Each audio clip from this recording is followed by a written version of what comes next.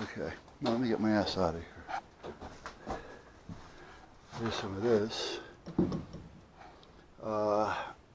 We can't use this, nor can we, well, we can, but we're not supposed to. Let's put it that way.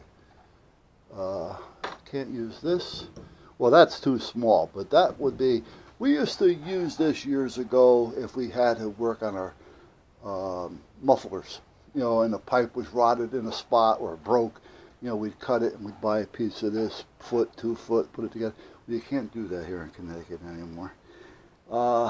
And the vent pipe, the curly Q type vent pipe, this goes over here because that goes with that.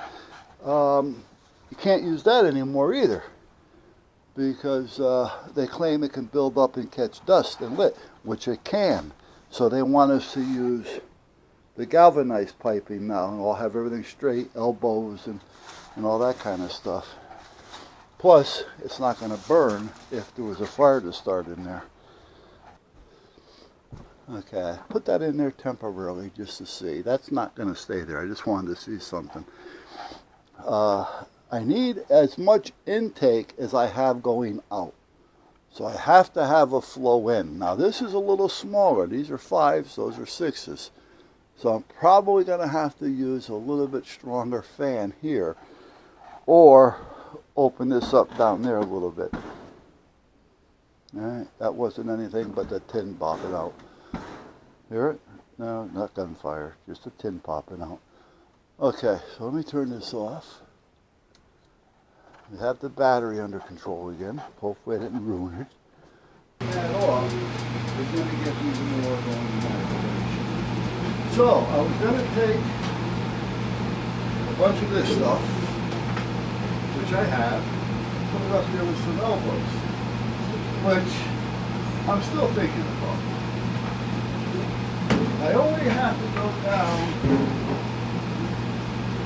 I'm thinking 1, 2, 3, 4, 5, 6, 8, 9, 10, 11, 12 to 14 feet.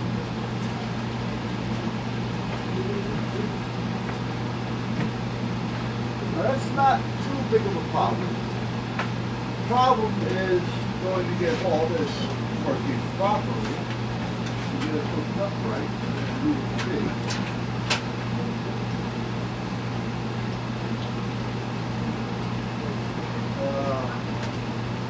So I'm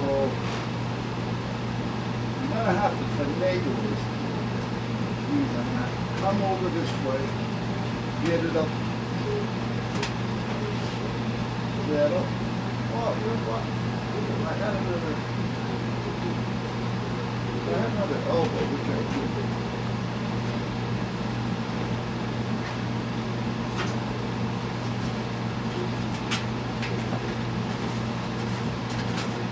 I can probably finagle this enough. I don't want to put stuff against me because I didn't change my clothes yet. Yeah, I got it taped up, but I can probably finagle this enough to get an angle on it like that. Now, if I could, that would be fine.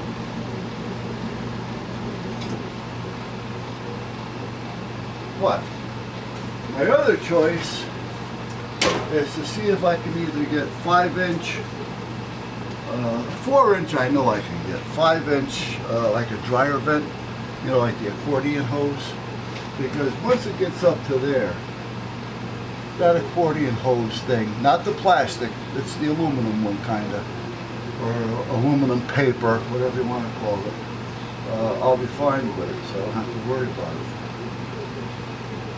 And it'll be a lot easier to run. But, yeah, the butt. I don't know which way I want to go.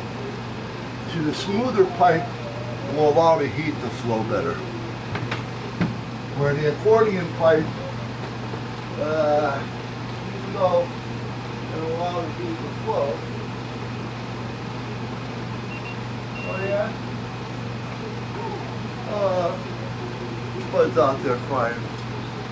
He wants his mommy. Alright, Bud. So anyhow, well, we're deciding. So I'm gonna go to Home Depot once the wife gets back, see what they have to offer, and see what happens at this point. So I want to play with that one elbow. I got to put some lube on it, and I have enough studs up here because when he put this together, he put them 16 on center, so that's not a problem. I should pick up a roll of strapping. You know, the old pipe strap comes on a roll, and it's got a bunch of holes in it, so you can just kind of drill it, wrap it over and drill it, cut it, do the same thing. So I should get a roll of that. I haven't got any of that. Haven't had a need for it, but that's going to be the easiest way. I could put eyelids in and just tie it up with paracord, because again, it's not going to get that hot, but I'd rather just be able to strap it up and screw it into a 2x4.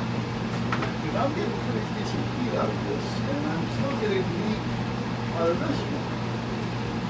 So once this one gets shut off,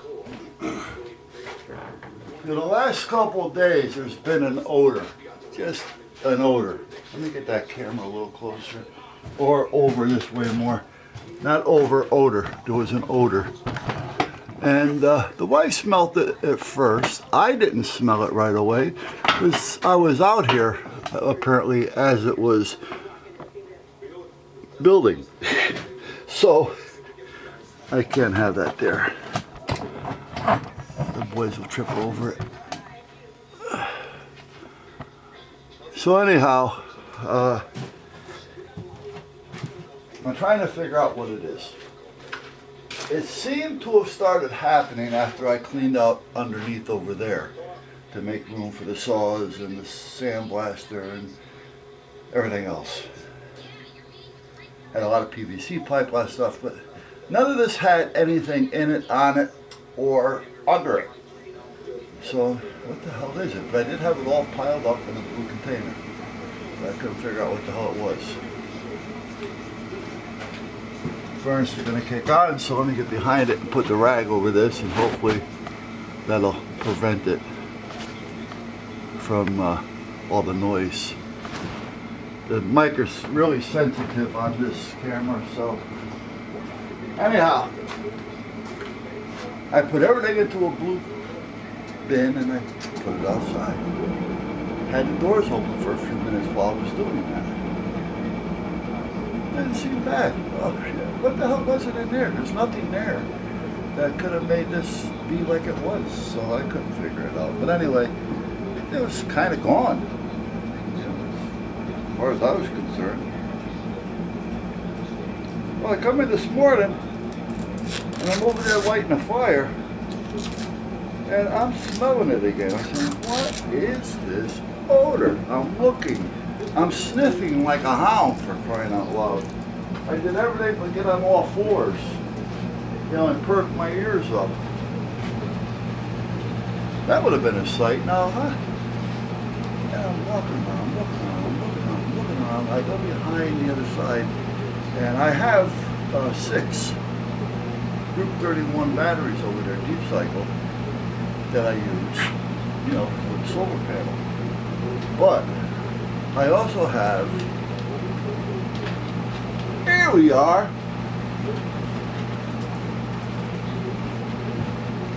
here's my boys and girls.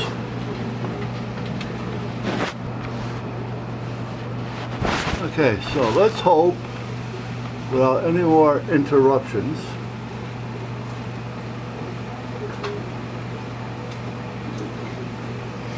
I don't turn it off because she comes in and whatever.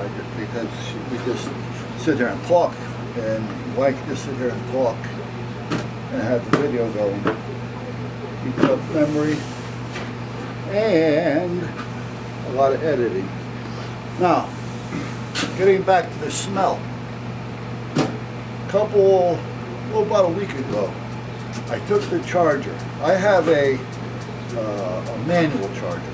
It's not an automatic, and I'll tell you why in a minute. But anyway, I took the charger off those batteries. It's a small one. Well, it's big in size. So it's a hefty unit. But I think it's 2 watt, 2 amp, 8 amp, 6 volt and 12 volt. So I take it outside, I put it on the cup cadet. And I left it on there to get that battery charged.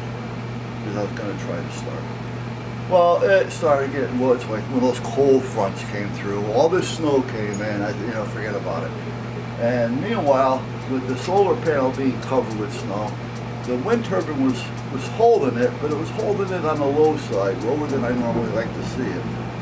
And at that point I says, well, let me go get my charger back out of the shop, out of the back shop, bring it in here, plug it back in, and hook it up to the batteries. Now what I do is I have it plugged into a timer, and I have it set so it goes on 15 minutes 3 times a day, basically night hours, just to keep the batteries kind of triggered, so I know when I come in the morning we don't have any issues, because those batteries are old, they're getting old. I'm surprised they're still working. So I bring it in, and I didn't plug it into the timer. I plugged it right into the plug, which means it's not going to shut off because it's a manual switch. It's a manual charger. So what it's been doing is I walked over there because I was checking around to see if by chance somebody pooed, which it's never happened. And I noticed the top of a couple of the batteries were wet. Aha! It's overcharging these batteries and it's bubbling them out, and we're getting that smell of rotten egg. You know, now the rotten egg smell accompanied by everything else that's in here, you know, when did it become a laundry stink? So, oh shit, so I unplug it, I reset the timer, plugged it into the timer, plugged it back in, so we should be okay. But that's why I like a manual charger, because I can control it with a timer to turn on and off. An automatic battery charger, it'll kick off, but if it sees it getting low, it won't kick back on again. And I need it to be. So by that little 15 minutes, 3 times through the course of the evening, you know, between the hours of 6 and 6, through the night, it's always working. We never had a problem. It's not enough to kill the batteries, and it's enough to keep them a little spiked on these certain days. So, but anyway, that's what that was. Now, I picked up some piping yesterday. I went to the depot. Oh, I'll tell you, I could have gone nuts in there yesterday. I haven't been there in a long time. Now, I don't know if anybody knows about pipe. I'm not an expert at it. A friend of mine is, but I'm not. A friend of mine owned one of the biggest in Connecticut heating and air conditioning unit. They had all their own cutters, plasma cutters, tin benders, whatever it is, they had it. He still owns the building. He still has the company, but he wants to rent the building. He was offered, I think, $2.8 million for it, and he didn't want to take it. You know, because after the taxes and all that kind of shit, and what you got to pay, and you know, he would have walked out of there with, I don't know, $1.5 million maybe, you know, $1.8 million, who knows. But at that point, that to him wouldn't be enough to get him through his lifestyle, so to speak. So he wants to rent it, so he has steady income. Anyway, let's get back to this for a minute. There's 2 sides to the pipe. You want to get it kind of lined up, and then you want to push it down in the middle. And it depends on how good you are and how often you do it will depend on if you can do it all in one shot or not. But when you push it down in the middle, it starts to lock in, like it just did, to itself, and then you got yourself a pipe. Because one end is kind of like this, and the other end is kind of like this. So what you got to do is push them down, bend them in a little bit, and push them down so they lock. and then they won't come apart unless you push them down again.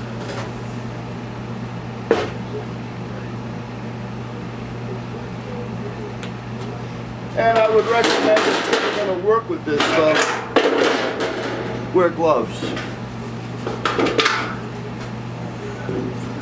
And if you go to Home Depot or a big box store to buy this stuff, check the label on here. Don't look at where it's setting up or standing or laying, because you never know what's in that pile. This is going to be more accurate. You can look at it, but you're going to end up going home with different pieces. And the same when it comes to buying your little accessories, your elbows and keys and whatever else you think you're going to have to buy.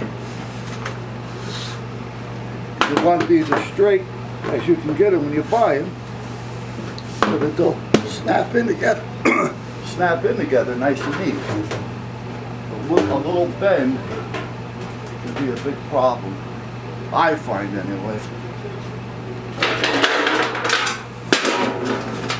So if it does have a little bend and you're stuck buying that particular one because there's nothing else there that you need, just make sure you get it as straight as you can. And it might be a good idea to have two people.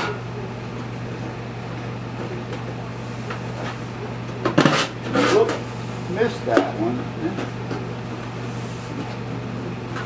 This has a little kink in it, so this one here may be a problem. There we go.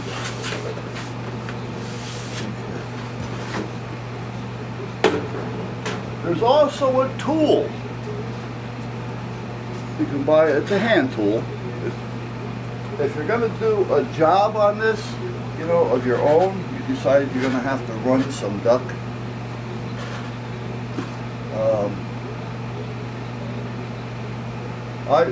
Did I have one already? No, I didn't. I had one, I lost it, or somebody borrowed it. Since then, I put a sign up there: do not ask to borrow tools. No. That's that. And I stick to it. So anyhow, let me show you the tool. I may have shown it to you already. It makes it easier to get a good bend on it. Here's the tool. I don't know if you can see how that looks. There's two here, there's three there. Now they do make it bigger. There's two here, there's three there. So when you pinch this, these two kind of go in between those two. And what that does is, let me find a piece of tape that I can kind of show you. So I can kind of show you. I don't want to ruin any pieces that I have.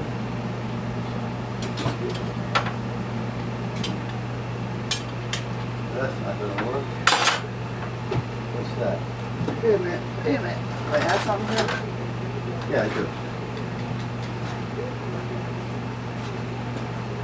See, it also helps shrink a little bit. And so if I take that flat piece and I put this in here and go like that, see how it puts a little kink in it? And then I do it again, do it again. See what's happening? Now, if this was out of kink, which right here does have a little kink right there, which I'm not going to worry about that.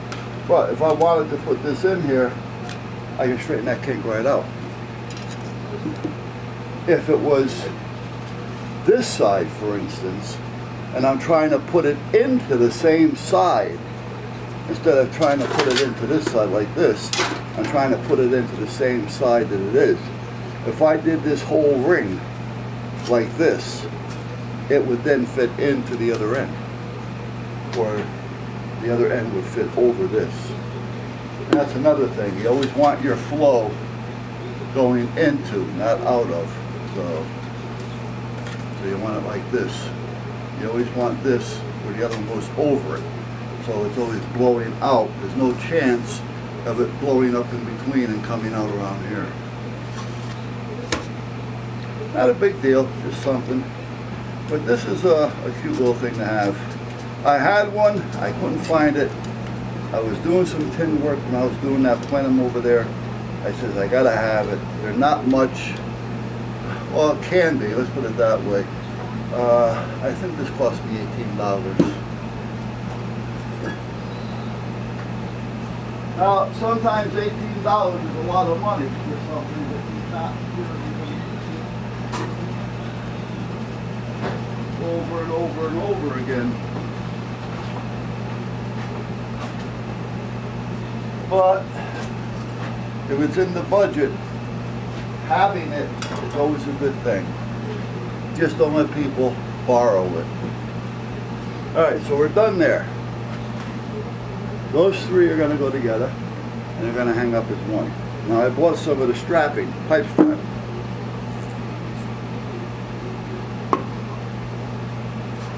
They make stuff out of this. They make it square, so it'll fit the square duct, and they make it round. So you can take this and bolt it up. And you're going to pay for every little piece.